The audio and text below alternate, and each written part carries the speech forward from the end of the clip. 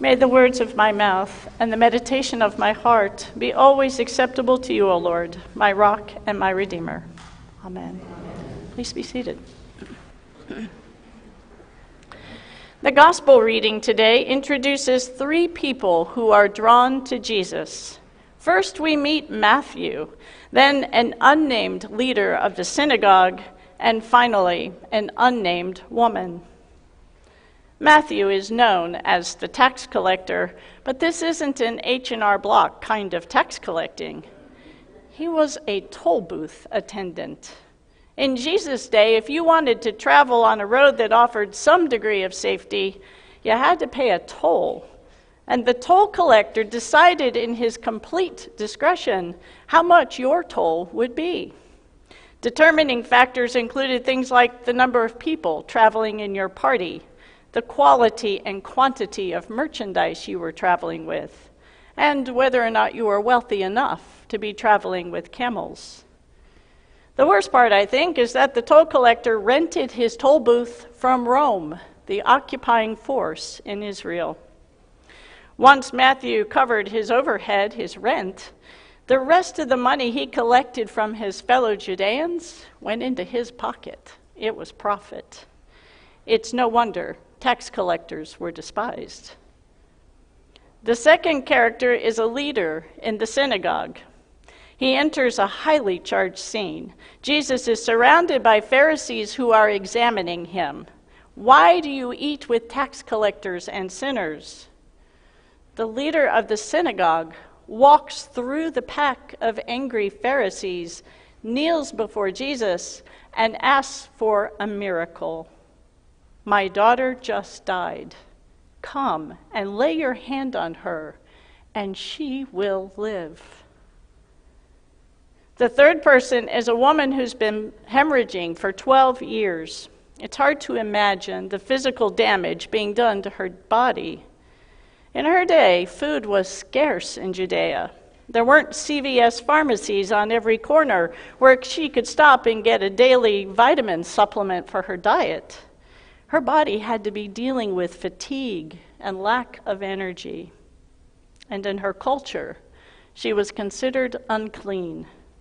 It had been 12 years since she worshiped in the synagogue or was part of her own community. All three of these characters share something in common. They are isolated, and they are suffering in broad daylight. And no one seems to care, except Jesus. Last week, our irreverently faithful reading group gathered to discuss a book written by Christopher Moore. In his book, Christopher wrote a bit of dialogue that caught every one of the readers' attention. This is his quote: "Faith is not an act of intelligence. Faith is an act of imagination."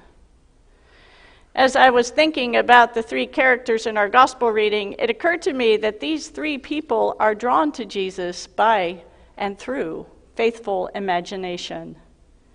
Jesus says, "Follow me," to Matthew, and Matthew walks away from his business, his livelihood. He has no idea what the rest of his life will be. He only knows what it will not be. Without a word, Matthew follows. The synagogue leader has heard about Jesus' healings. I wonder if he's one of those Pharisees who's worried that Jesus is leading people away from the synagogue, away from the traditions and rituals of their faith. And yet, when his daughter dies, he did not go to the synagogue. He went to Jesus. He walks past his peers and knelt before Jesus. And he asked for something no human can deliver: restore life to the dead. His faith is an act of imagination.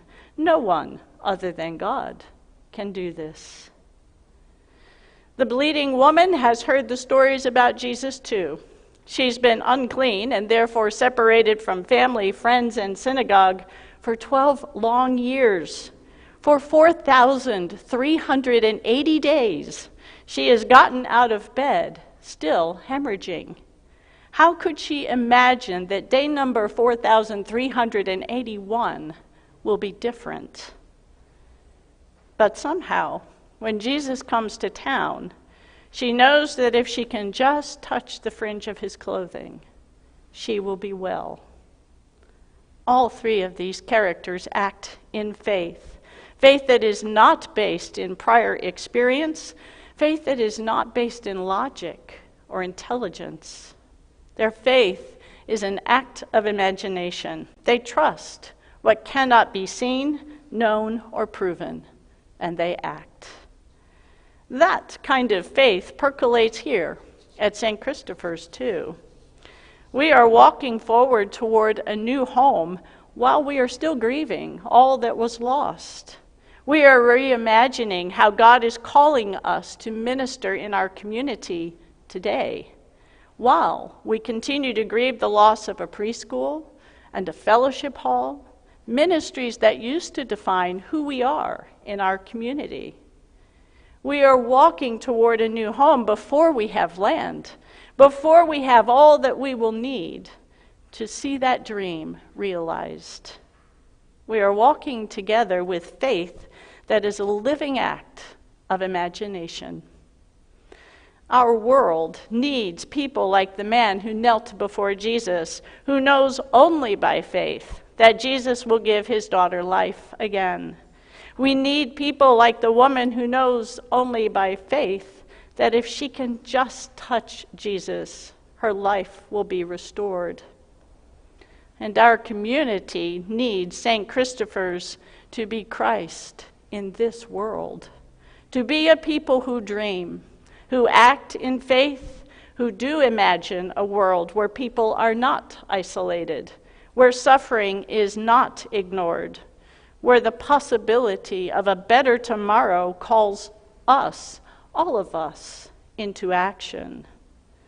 There is a sense of urgency in this moment because that voice is still calling to us, follow me, follow me, follow me. Amen.